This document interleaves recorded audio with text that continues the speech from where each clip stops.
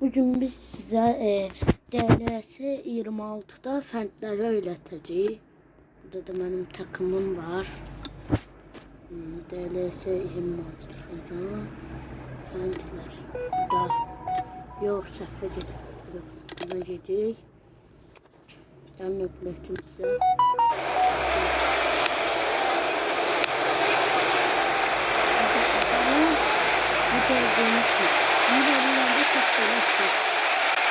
Bunu böyle bir yanda veriyoruz.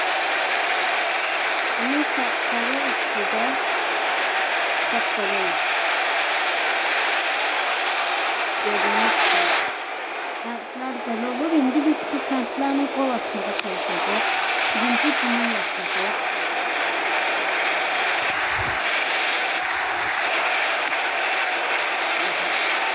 Ama atmağa çalışmalıyım.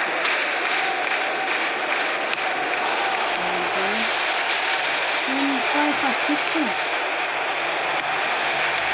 Aha. Basçım yaman güçlüydü. 70 kiliydi.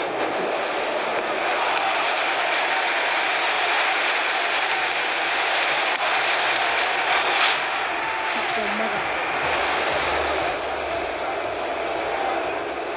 Aha.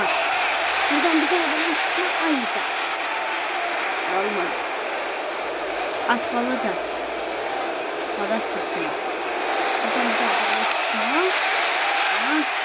Tamam ne geldi. Neyse. At balaca. At. Sağ ol. Şöyle. Oyun attı. Şimdi bunu da yapmaya çalışacağız. At derim.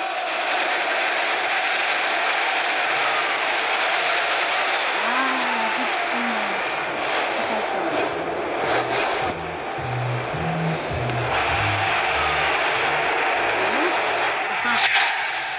Bundan da tek şey kaldı.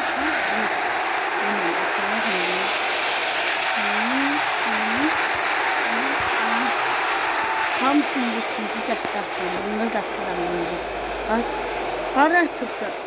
Görmüşsün biz bunların içinde ya. Aha. Bundan da. Yani ahır fəndləri gördüğünüzde bakın. Bundan sınıflar var.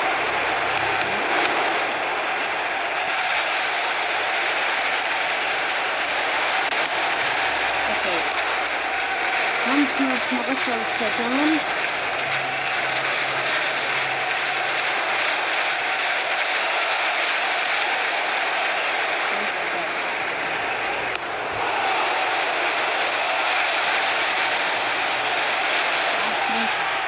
Burada da videonun sonuna çatıram.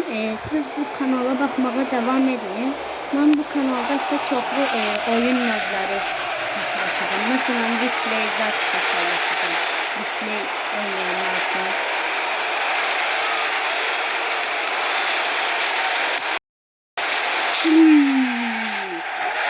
Burada da videonun sonuna gelin. Sağ olun, selamat kalın. Benim seçimim.